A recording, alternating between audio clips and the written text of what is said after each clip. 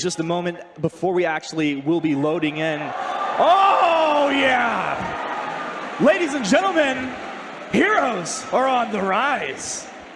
Oh my goodness, I cannot believe this is finally happening. I've been waiting for this moment for such a long time. We've been working on 5v5 for such a long time. And for now, you can see for the first time, Sovereign's Rise.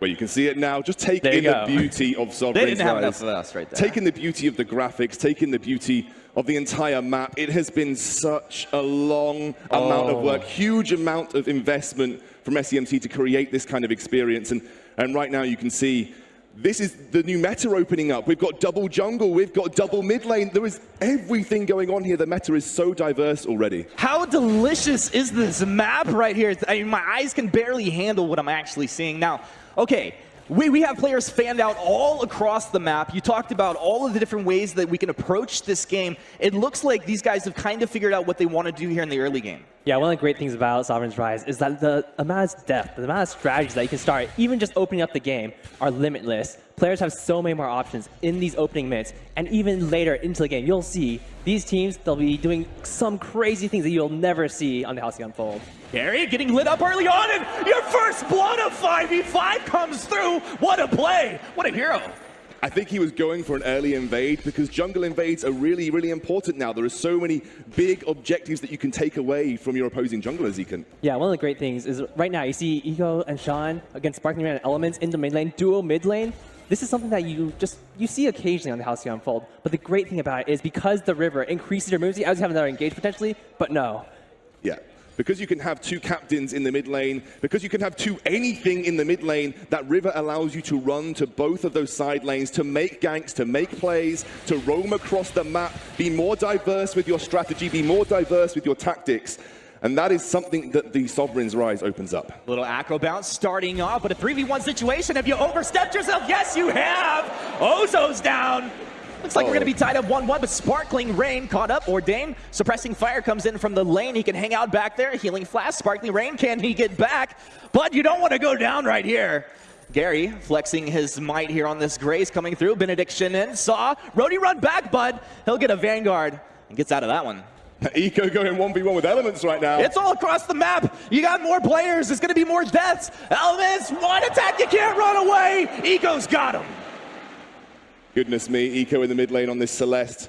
Taking Celeste, obviously in the mid lane, shorter lane. But the importance is that it's a little bit more risky now laning. There's so many different ways that junglers can impact the game. You can gank from the top, you can gank from the side. Hell, you can even gank behind turrets if you really wanted to. It's just not something that you get to see in 3v3. Junglers have that many more options available to them. And it really opens up and exemplifies some of the skills that Vainglory has on its heroes. Imagine playing Glaive, coming into this mid lane with 4, 5, 6 different ways to gank the lane.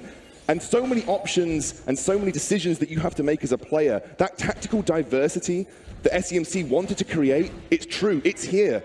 And it really has an impact. Copycat onto Gary. Gary's going to pop that healing flask. He should be able to get away. Now, Zekan, I know you're one of the guys that talked early on about proxy farming in 3 versus 3. We actually saw Gary going behind the turret here, doing a little bit of work. As far as the Scoundrel talked about, ganking lanes, you can come from any angle, but there's a lot more things you can do like that proxy farming. Yeah, absolutely. There's so many different strategies you can go with. Proxy farming, while still effective on 5v5, it is a little bit risky. There are more enemies that can collapse onto you, and even though you might be able to draw some enemies, you have to make sure your teammates are across the map taking advantages elsewhere. And speaking of those minion waves, the new captain minion inclusion allows you to properly control your minion waves. In 3v3, there was limited ways that you can control the minion wave. You could freeze, you could push that minion wave, but realistically, you know, there really wasn't that much level of control. In 5v5, you can get a slow push going. You can set up for a split push. You can have 2 lanes pushing at the same time where you siege another lane. The depth of minion wave control in 5v5 is unparalleled. Copycat finds one, goes in for Neon Fire. He's going to respect the turret, but a suppressing fire comes in from downtown. A lot of damage coming out here. Looks like, oh, river shops are going to be spawning in just a moment. Now, this is another important strategical point across the map that's going to be on both sides. Zekan, can you break that one down for us? Yeah, absolutely. River shops spawn both the top and the bottom river on the sides across from the boss pits. And one of the great things about them is because they spawn at 5 minutes, the early laning phase is undiluted. If you are able to push your enemies out of lane, they still have to recall. They still have to go back to purchase to heal up. But now, with the river shops spawned, you can go shop in a river and have a much better time. Those river shops opening up allow you to be a little bit more aggressive in terms of where you want to purchase those items. There we go. Trogdor looking for Jazz here. Jazz is going to find the stun. Trogdor knocks him back. These guys having some fun in the lane there. I mean, we talk about all the rotations you can have, but I see a lot of these scout camps across the map. I mean, it looks like these guys have a pretty good idea exactly of how they want to control the map using these. Yeah, scout cams, the new addition in terms of vision control. It allows you to place a permanent vision item that can get killed off by your enemies, but it allows you to control portions of the map in a way that you wouldn't have been able to in 3v3. Everybody can place them. No more we need vision pings for your captain. Everybody has control of the vision in 5v5. Captains can upgrade, captains can get more, but everybody is responsible for their own vision in some way, shape, or form. So it's no longer captains we need vision, it's team we I would need like vision. that as a ping. That would be a pretty nice one. Team, we need vision.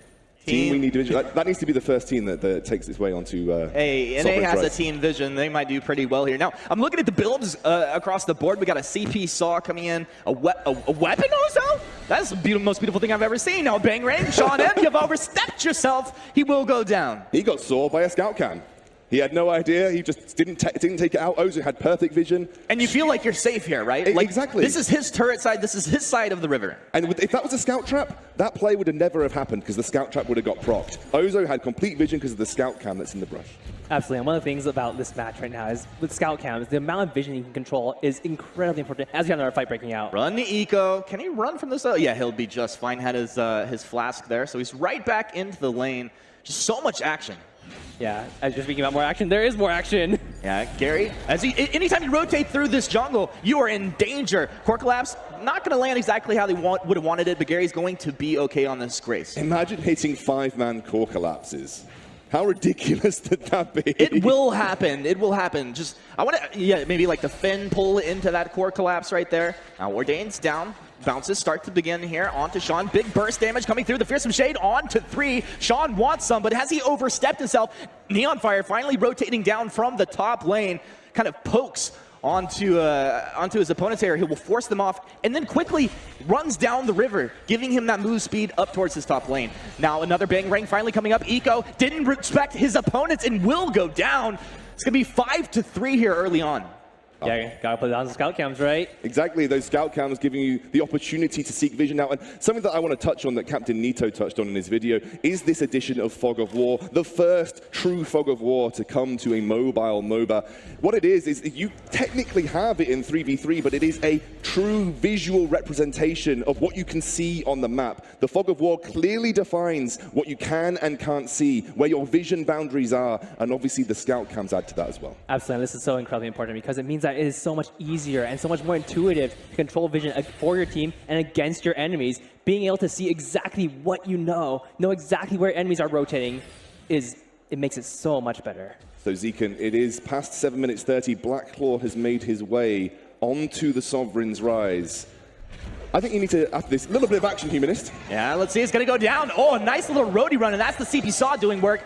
Bing Ring will knock the Batiste back. Cross the map! Who is this guy? And cross-map snipe from Celeste, and believe it or not, they've had their range increase so they can get across the entire Sovereign's Rise. Sean stunned up by the gauntlet, but nothing to follow. That was a couple big ultimates actually used out there. He's going to try to port. Elements has come down. Look for the buckshot. He throws it. He's got him! And he's dropped the buff. He dropped that crystal buff that we were talking about. Zekan, how does that work with these new crystal jungle monsters you can get the buff from? People drop it when they die, and you can steal it off them, right? Absolutely. But first, you have Eco getting caught out, but he'll be just fine. Eco, good guy. He's going to get out of this one, Zeke, and I'm pretty sure he's going to get out and give you a moment to explain this. All right, we're going to assume he's going to make it out of here. But the new Crystal Treant, the new Weapon Treant, the buffs they grant you when you die, they do drop on the ground. So that might seem like a bad thing, but your allies can pick it up. Your enemies can pick it up. If you're on the back foot, you can kill an enemy with that buff, you can take it for yourself. And they grant you significant boosts to your power, if you're weapon power or crystal power, meaning obviously huge, huge impact if you manage to get them in a fight. Neon seems to have got the... How is this happening? How is a Saw getting outpushed? I guess he's CP, but he's going to get caught out by Arden coming through. It's all right. Saw defend turret at this point. Saw will be looking for some kills. We see these captain minions coming through. Now, you talked about earlier how this can add to actual lane control. Hellfire Brew, not a big deal. I mean, what's one way that you might play that out, Zekan? So the best way to play this out is, well, as Jasiel gets, Knocked down a little bit by Trogdor. Will he make it out? You know he wants him. Doesn't have the energy here for the afterburn. Moves in, has the stun, but Sean is there. A little bit of a teamwork, and they find the kill. All right, let's talk about Captain Minions just a little more. If you have a minion wave, meet in the center of the lane, and you take out the enemy Captain Minion, just leave it there for a bit. After a little bit, like a minute or so, you'll have 2-3 waves built up, and just leave it there. It'll take the enemy turret for you if no one comes to contest it. Exactly, and the difference to 3v3, you can truly stack minion waves. You can truly employ minions in your favor to get those pushes onto lanes and take turrets by themselves. It doesn't quite happen that smoothly and that regularly in 3v3, but you can really stack them using that captain minion tactic. Absolutely, taking advantage of the multiple lanes on the map is so incredibly important. Being able to force your opponents to go defend against a minion wave means you have 5 people on the field while they only have 4. Exactly, and that brings in those whole different styles of tactics and elements. He manages to get out there. He has got Solar Storm available, Eco. You know he's going to throw it. Oh, just clips him on the edge of that one. Should be able to get out. Gary with the boost. Oh, down. Gary with the plays as Eco going down to Copycat. You got to respect this Ozone. Ozone's gone breaking point here as well, so that's going to be stacking up through these fights. Big rain back. Gary, pretty tanky. It feels like he should get out of this with the gauntlet down. He's going to be okay. Self-defined intervention, little 3-ring circus. Holy Nova will clip him. A roadie run in. But he's not low on health, not a big deal. Suppressing fire, though, significant damage. Oh, he's boosted up. Exceptions would approve of that one. Oh, Gary's going in 1 versus 3 right now. The action all over the shop as you get a 3-man push into the mid lane whilst the other lanes are being tended to. Neon coming down. Neon's there. Hellfire Brew, he's going to move in with the boots, turn around, but the 3-ring circus plus that roadie run. Suppressing fire comes down. Bounce, baby, bounce. Core Collapse is going to go ahead and stun this off. They've lost 2. It's only 3 on the map over here for Team Sovereign at this point. And it looks like we're going to have a little bit of aggression here into this mid lane. And I actually wonder if they're setting up for anything. Like, we do have Blacklaw actually out on the map. When will one of these teams get in there and try to take this objective? I mean, this is a lot of fighting right now. Yeah, it looked like potentially you were looking for a 4-man, 5-man group up. Kestrel's kind of stuck split pushing in the side lane here, but it definitely looks like the red team just looking to group up around this Blacklaw. Again, it is something that you want to gain vision control of. It's a big objective that you'll fight over. You imagine seeing 5v5 Vainglory fights around these huge objectives while Blacklaw is breathing fire on all of the teams. It's just unimaginable how epic that can look. Yeah, but oh, never mind. Go for it. You got it, Zekan. I think they're just a little bit of poke right now, actually. All right. So one of the great things about 5v5 is also that because there are so many diverse strategies, oh, here it is, go for it. You got it. Solar Storm tears on through. Team Rise looks like they're in a bad place. Neon Fire, he's out for blood, and this guy doesn't matter. PBE, he wants some kills. They are able to get one Jazz down. Now they're going to move in. Sparkly Rain stunned up, shot down. Suddenly, Team Sovereign is in a great place. You thought setting up 3-man CC combos was good. Imagine setting up 5-man CC combos. That's not right. That's not right. But with more people on the map, more people can go for Crucibles. Suddenly those echo skills, there are more ways to get around it. Lots of different build diversity can come through here as the Hellfire Brew. That's going to chase you all the way home, buddy. That one just burns them all the way down. Hell yeah. I like it when a sword goes down. It's the truth when they answer a buckshot. Copycat trying to get a little bit of the healing. He's stacked up on the breaking point, but will go down. Gary doing a lot of damage here. And now has Gary actually, he's leveled up his scout cams here a little bit? Absolutely. So that actually gives him a few more scout times to place down, lowers the cooldown, and he's able to place them for longer and they'll be a little bit more durable. But one of the great things is, I feel like I don't even have time to talk. There's just action all over the map. There's so much fighting. Jazz gets back with a little bit of an active camo usage there. Trogdor really out for blood. Yeah, and this is Jasil. He's playing a sort of split push Kestrel here, and that's paying homage to the kind of different diversity of tactics that you can bring to 5v5. You could see true split push compositions. Oh, he's going to miss on that ultimate. Will find that stun knockback, but he's gone too far. Ace's high connects, but a divine intervention. Gary rotated over. This is exactly what they need to do, and it looks like these guys making some pretty nice rotations through this map, using that river to their advantage. Bangrang knocks Trogdor back, but the afterburn allows them to get into a defensive position. Peel that Ozo off, and they're out of there. Ghostwing should be coming onto the map soon as well. A huge team fight buff that a team could choose to take. We haven't even seen a Blacklaw take yet because there has been so much action. Neon going in into Soldier. Yeah, you're done. There's no way you get out of that one. Again, I like it when Saw dies. I'm an anti-Saw player. Wow. Well, to be fair, Soldier's going like Crystal Saw, not quite as effective at pushing War, but for those team fights, he's sitting at range, using that suppressing fire. Saw maybe, Crystal Saw might be good in 3v3 on the Halcyon Fold. But in 5v5, when he has teammates to protect him, he is a menace. Yeah, you've got these true hyper carry compositions that you can pull out. Eco being one of those on this Celeste. And again, there's so many different types of compositions. Split pushing, team fight, siege, hyper carry, early game, late game, heavy juggling. Neon from the side, almost take Elements down. He gets peeled off by Copycat. Copycat, you're going to be in a bad place, but they're diving under the turret right here. There's some shade, has split this fight apart. Copycat's in deep, but look at the lifesteal on this Ozo, plus the breaking point stacking up, a little acro bounce to keep it in position. Gary, he is that tanky support on the front line, will be able to get out of here for his team. It's only one player that's gone down thus far. Yeah, and you were saying those 5-man CC chains, they're possible, but that being said, you have 4 teammates backing you up. Yeah, and again, it's so difficult to follow the action. Sparkling going in onto this turret, taking huge amounts of damage. They want the turret, but the fearsome shade will peel them off. The fountain's used, keeping him alive just for a second. Copycat, you gotta get back.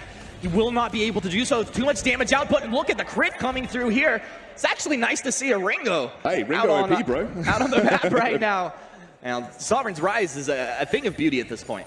And going to push on to this mid lane turret. Right now, the blue side have been making good, effective rotations around the map. Again, this is something that you can achieve in 5v5. There are true rotations. We talk about rotations in 3v3, but realistically, they're just from jungle to lane. Now you have rotations around objectives. Now you have rotations between lanes. You can group up and take turrets as a unit and look to exploit every single lane as a win condition. Yeah, absolutely. One of the great things is, watch Team Sovereign. They're running around the river. It might seem like they're not doing much, but they're dropping those scout times, getting that deep vision, making sure that when they want the objective, when they want Ghost Wing, they can go take it. Both these teams very apprehensive right now. No one willing to commit because of kind of the onslaught that can ensue. That's a scout cam into Blacklaw for the red side. They're going to keep tracks of that objective. As Sparkling locked up. A lot of strategical vision plays down. Sparkling Rain will use his boots to get back there. It's a defensive gauntlet down. Neon Fire, he's in deep. Ringo, a lot of damage, but a squishy hero, he's peeled off. The Ardent stays alive, drops back in with the Vanguard. The Solar Storm tears on through. Sparkling Rain still alive, but Acro Bounce comes in. The core collapse will peel Copycat off. Big benediction in. Gary just making the plays here on this Grace. What an incredible hero. They're going to lose 2. Now Rise on the run. They can't get away from the Celeste, who has scaled up 17 minutes in here. They're going to be able to take this gold camp on the back. Also, Ego, he's not afraid to be throwing these abilities into the base at this point. Jazz, big glimmer shots coming through. Fearsome Shade off the mark. Jazz moves forward, finds one. Gary right back in. Will he be able to get stunned up? They turn around. Gary locked down at this point. Doesn't have healing. Double kill comes through for Jazz Hill. Now, looks like it's a turret take at minimum here. Yeah, but that was a distraction. 2 members of this 5-man team distracting in the front line while the rest of them focused the turret. Again, the ways you can split these team fights up. I don't know how you're following the action, Humanist. This is mental. That is going to be a one-shot, one kill. I blacked out. I don't know what happened. I think that was a one-shot, one kill to check Blacklaw. I think they used that to check Blacklaw to make sure that it wasn't getting taken. So smart. Jazz! Stunned up! You're so sneaky! Oh, Eco, you know Eco was leading that engage right there. Now, they found one. How many kills do you actually have to get before you go in for one of these big objectives? Buckshot, Trogdor, Afterburn, caught them on the edge. Reflex, but he's stunned up anyway. Elements, he's got him. I think kills is a word that we could use to describe very different games. It really depends on your control of the game. If you push those lanes in, you set slow pushes up that allow the enemy to have to go and deal with them in the side lanes. Like Zekant said, you can commit to an objective like that as Soldier.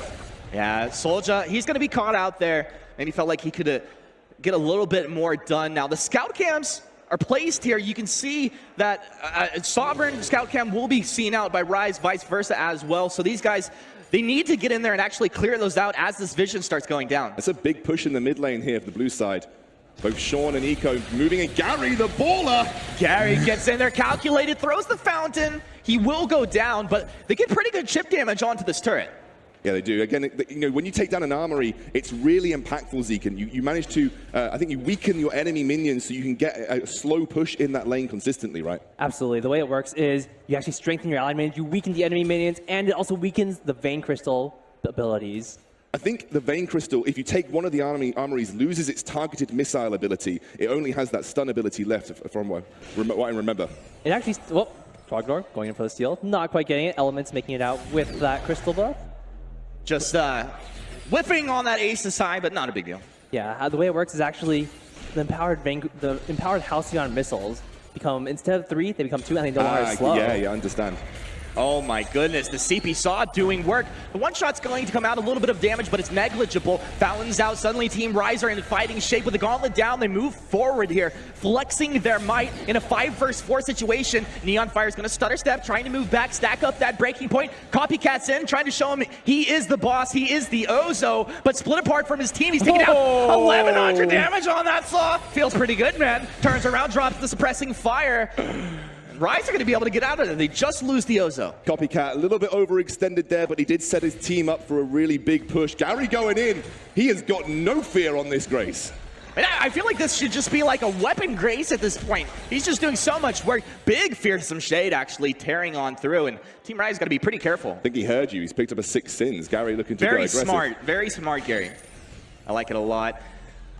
Very long range composition coming out from the red side. They've got CP Saw, they've got CP Gwen. The only person that really dives in is this Ozo, because Jassiel obviously pretty much playing a glimmer shot focus build, but with the addition of Bonesaw. So they're playing a long range poke style composition. Yeah, obviously, but what I want to see is, I want to see one of these teams take control of one of these objectives, get that vision control down. Sovereign, they've been doing a pretty good job of it. Rise has not been contesting it so much, but Sovereign really needs to make a move. Fearsome shade, trying to peel off here. You guys are pretty low. It looks like Sean's caught out. He gets the Divine Intervention. Ooh. He will stay alive. Eventually taken down. Huge burst damage potential. Gary stunned up. Free ring on through. And that's 2 kills. Suddenly it feels like there are a lot of things to take. Push, boys. Wow. So they have to go ahead and port back here. That turret's down. Trogdor is going to get out of this situation. This opens up a whole lot across the map. It makes it look like the blue side lost a lot in that team fight, but again, this is the diversity of 5v5. You can be that monster in the side lane, pushing those turrets by yourself. Imagine in solo queue, your teammates all over the map, but you're the guy taking the turrets in the side lane that needs answering. That's what it opens up. Suddenly, individual plays can be that much more impactful too. Here's the Blackclaw take. All right, this is a huge advantage if they can capture this objective. But it feels like it's going to be contested. I mean, you see on the mini-map here, Solar Storm comes on through, but it's kind of off the mark. Maybe thinking that's where they peeled him back. Blackclaw has been unleashed, and potential fight will come out here. Trogdor, he started the engage. They need to stay alive. They can't defend this push if they lose heroes at this point. Bing Ring comes in, blocked off. It will be Sean to go down first. Now, Aqua Bounce comes on through. Trogdor tries to peel, but he goes down as well. They've lost 2. And suddenly things are looking really good for Rise at this point. They come on in, Copycat's there. Ozo doing work, this weapon Ozo, a thing of beauty. But look at Blackclaw burning down the mid lane here. A huge execute from Saw. Drops the suppressing fire. Gary goes in, but has he bit off more than he can chew? It sure does look like it. He will go down. And a bit of a disaster here for Team Sovereign. Wow, they played that fight so well. Sparkling Rain managed to separate out the entire 5 members, trap those in there, and again, they got heavy zone control with that Saw, with that Gwen. The huge damage going down onto this armory. They're onto the armory. The armory has been taken down. If they can get out of here without losing any heroes, it would be huge. Fearsome Shade, able to find one, throws them into the wall. CP Saw, yeah, he's going to go down. Neon Fire making the plays. Looks like Neon wants to chase, but they've still got to deal with this Blackclaw. Yeah, he's going on the Vein Crystal. Eventually, it should be able to target him down. I think he takes increased damage from the Vein Crystal when those Halcyon Missiles target him, but they should be able to get him down before that. That is the first armory of the game going down. Mid lane has become much more impactful. There's a lot more strength coming through for the minions in that mid lane on the blue side.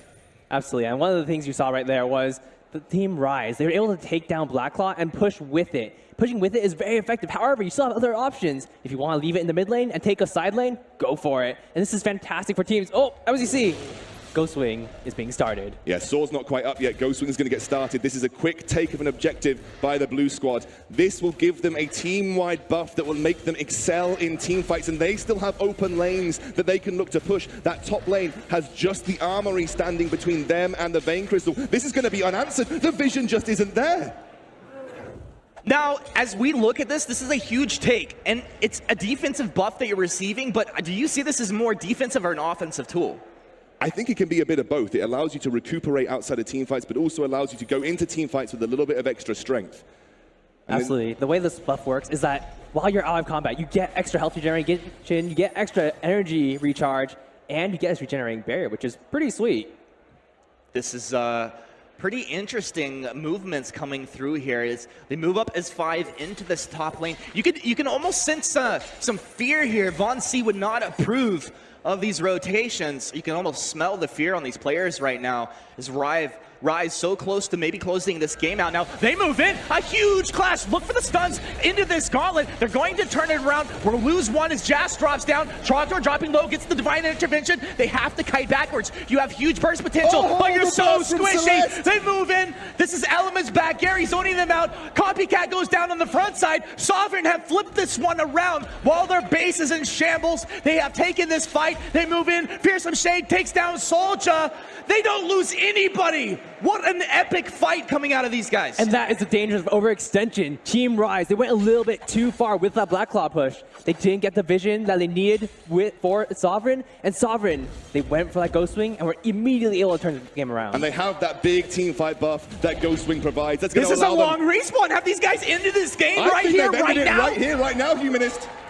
Oh my goodness, it looked like this was going the other way. They defend on a sliver of health. They turn it around. The respawns are too late, and they've done it. They've won the first game of 5v5. Vainglory. That